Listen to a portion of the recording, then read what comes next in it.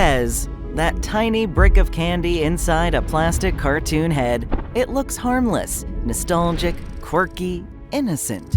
But in the 1990s, this little toy sparked a secret war between Europe and America, created a black market worth millions, and turned one quiet man from rural Michigan into the most unlikely outlaw in candy history. Because behind those plastic faces featuring Bugs Bunny, Mickey Mouse, and Darth Vader was a loophole, a crack in a global company's system. And one man realized he could legally outsmart an international corporation.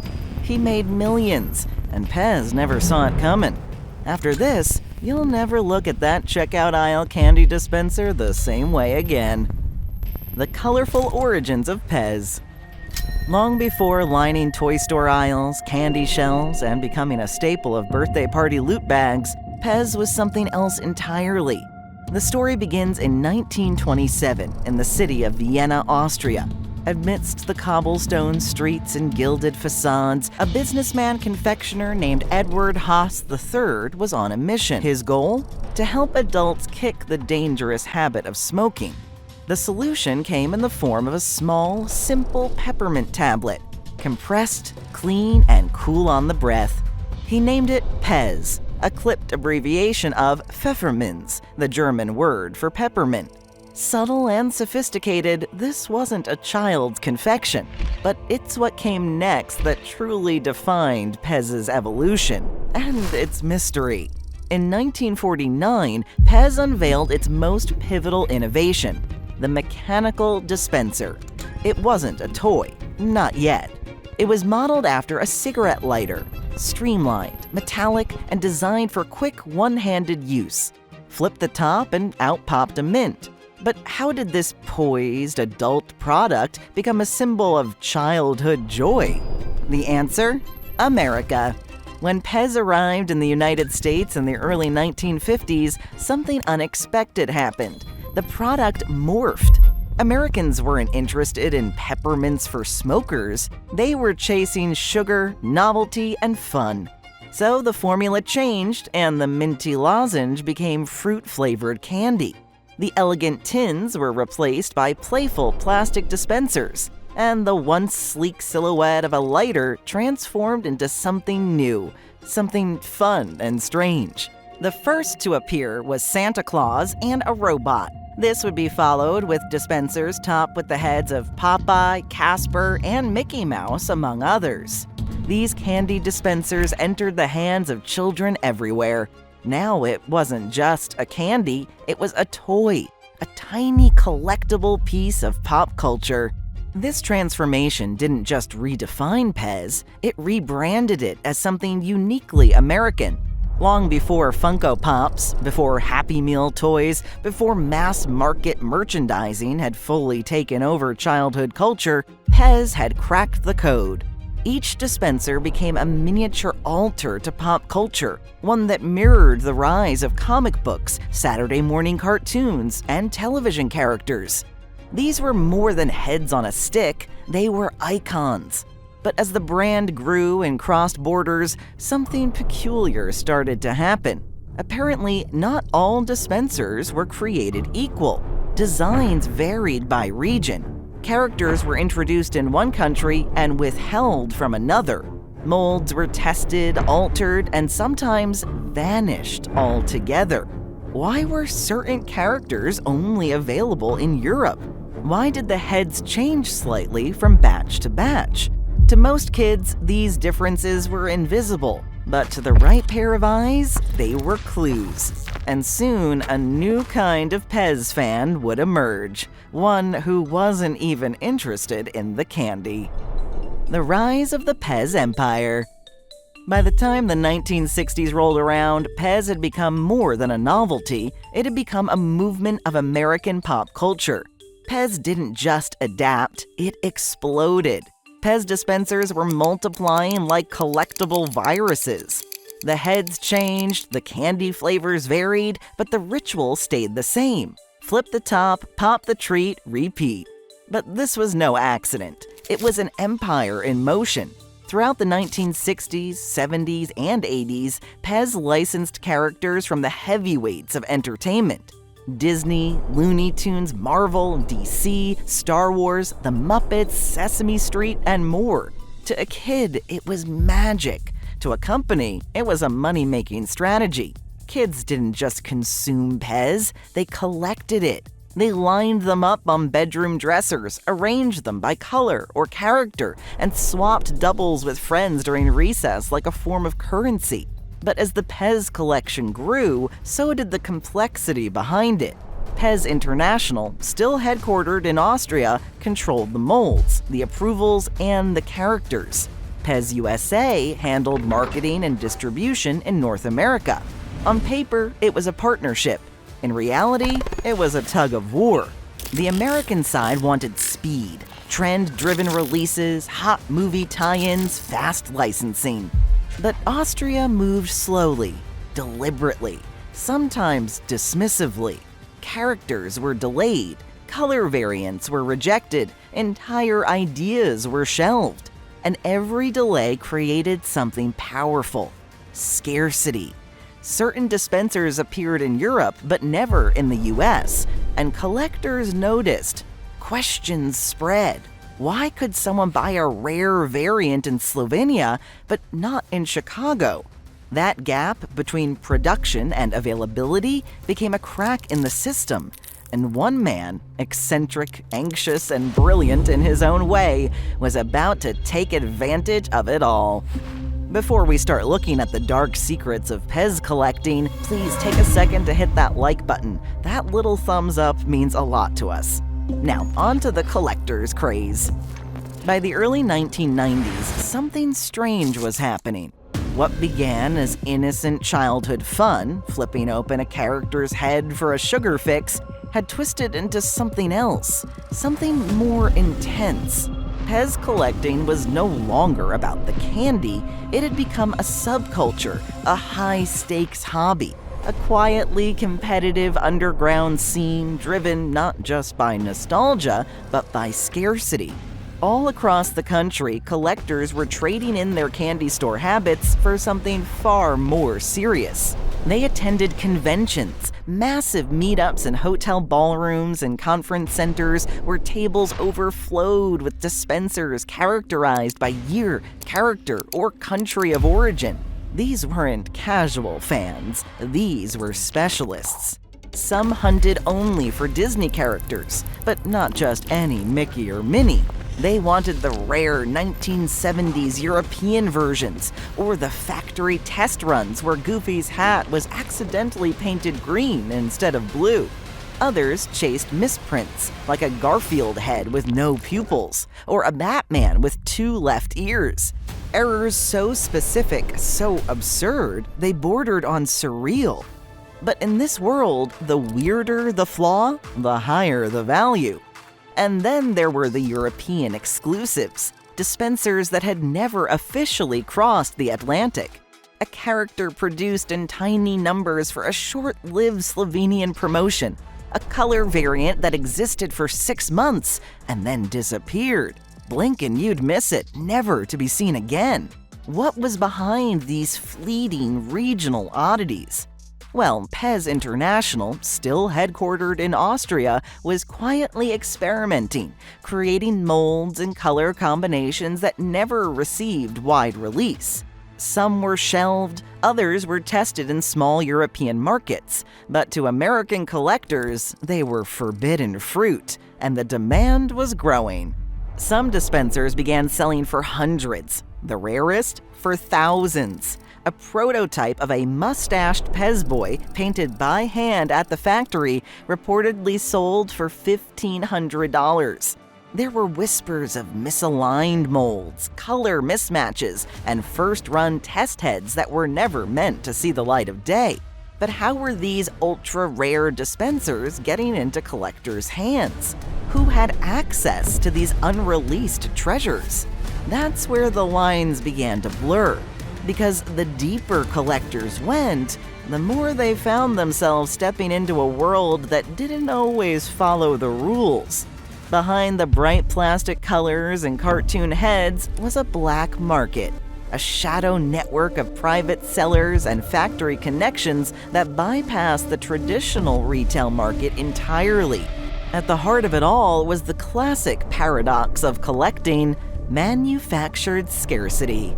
PEZ never advertised these rare pieces. In many cases, they barely acknowledged them. But that secrecy only made the hunt more intoxicating. Like any collector's market where demand outpaces supply, prices became volatile. Knowing the market could mean the difference between a $2 flea market find and a $2,000 windfall. By the late 90s, the PEZ collecting scene had become a mix of hobbyist joy and high-stakes obsession.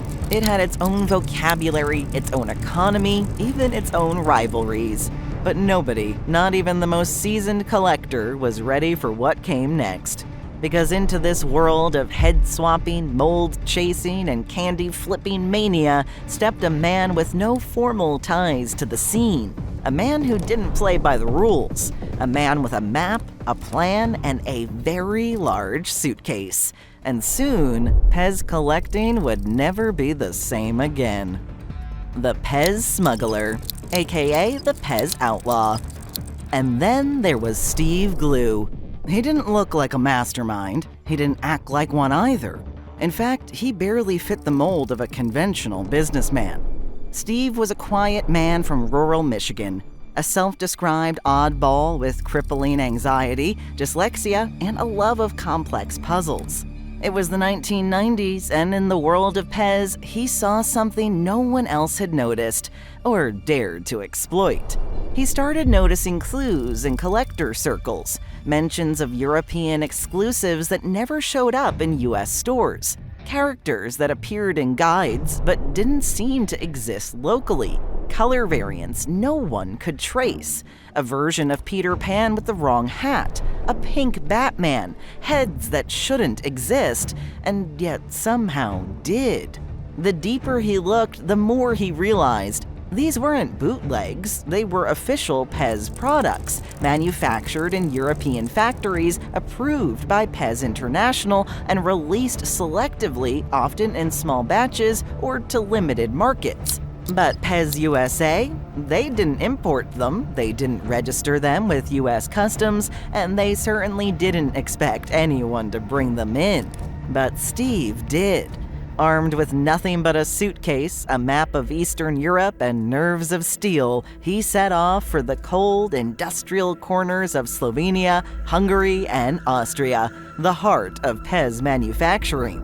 He didn't speak the languages or have any corporate contracts. What he did have was charm, curiosity, and cash. Glue began knocking on the doors of factory gates, backroom distributors, and shipping hubs. He found warehouse workers willing to talk. He made deals with mid-level employees. He navigated foreign alleys, dusty storerooms, and unmarked buildings. One by one, he bought pallets of authentic PEZ dispensers, many of which had never set foot on American soil. Some were rejects, and others were prototypes. Many were legitimate product runs for European markets that US consumers never got to see. And Glue? He bought them all. And here's where it gets wild. None of that was illegal.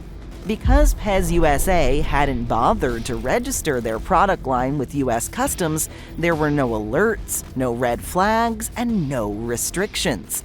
Glue could, quite literally, walk through airport security with a suitcase full of rare PEZ dispensers, declare them as plastic toys, and stroll right through. And once back in Michigan, that suitcase was worth its weight in gold. Word spread fast, and collectors swarmed to him. Glue had tapped a supply that was coveted by PEZ collectors, and it paid off big time. Over the course of roughly a decade, Glue had made over $4 million, all from a perfectly legal smuggling operation conducted in plain sight. To some, he was a folk hero, a modern-day Robin Hood, not stealing from the rich, but from the bureaucratic blind spots of a candy empire. He crafted his own legend, even marketing himself as the Pez Outlaw. And unlike most legends, his story was true. But the real mystery wasn't just how he pulled it off. The question was, how long could it last? And when the Pez Empire finally noticed, how would they strike back? Because as every outlaw knows, the ride doesn't last forever. Not when you're taking candy from kings. The black market and Pez power plays. For a while, Steve Glue flew under the radar. Suitcase after suitcase, plastic heads by the pallet. Pez USA didn't blink. And why would they? He was importing products they hadn't officially released. No trademarks were violated, no branding was abused. He was technically operating in the shadows. At first, Glue's smuggling was viewed as a nuisance, not a threat. An oddball character making pocket money off of candy collectors. But as time went on, that pocket money turned into millions. Rare Pez dispensers once thought lost or mythical began showing up in basement auctions, on convention tables, and in discreet mail-order packages, all traced back to one man. And Pez finally took notice. Somewhere inside the sleek office towers and boardrooms of Pez USA, alarms began to sound, not from their legal department, but from their bottom line. Glue wasn't just selling toys, he was reshaping the collector market. He was undercutting their exclusivity, outsmarting their supply chains, beating them at their own game. Then Pez struck back. Not with lawsuits, not with police, but on the shelves. Suddenly, the very dispensers Glue was selling for hundreds appeared everywhere for $2.99 with a pack of candy. At Target, in grocery stores and gas stations, collectors panicked. Prices collapsed almost overnight. Inventory, once worth thousands, sat untouched on folding tables. Suitcases full of treasure turned into plain old plastic. And just like that, the outlaw's advantage vanished. Supply lines dried up and calls stopped being returned. The golden age was over. Fallout and legacy. When the dust settled, Steve Glue never really vanished from the spotlight. The man once dubbed the Pez Outlaw retreated to his quiet home in rural Michigan, a place far removed from convention centers, factory back doors, and the candy-fueled black market. Surrounded by woods, solitude, and the echoes of a $4 million empire built on plastic candy dispensers, Steve had a story to tell. He cracked the system, and for a brief, glorious moment, he beat it. Then, in 2022, something remarkable happened. Glue's story, the whole strange, sugar-coated, semi-legal saga, was finally told to the world. A documentary titled The Pez Outlaw premiered, blending charm, suspense, and surreal absurdity into one of the strangest true crime tales ever committed to screen. Audiences were captivated. A soft-spoken tinkerer navigating international toy politics like a spy. The film became a cult favorite, not just among Pez fans, but among anyone who had ever dreamed of breaking the rules, outwitting the giants, and doing something impossible with style. Meanwhile, the collectors keep collecting. Even in today's digital age, Pez has retained its pull. Nostalgic, tactile, and iconic, there are still swap meets, echoes of a more analog time. There are still rare heads hidden in dusty attics and vintage toy boxes. And there are still people hunting for the one, that unreleased variant, that forgotten prototype, that holy grail of plastic and paint. But something has changed. The golden age of factory rarities, unregistered imports, and the mythic man with the magic suitcase is gone. Of course, Pez the brand lives on. But the next time you pass a Pez dispenser in a checkout aisle, remember, sometimes the smallest things hide the biggest stories. Let us know your thoughts on our new format. and drop a note on any future topics you'd like us to dive into deeper. And stick around for another video.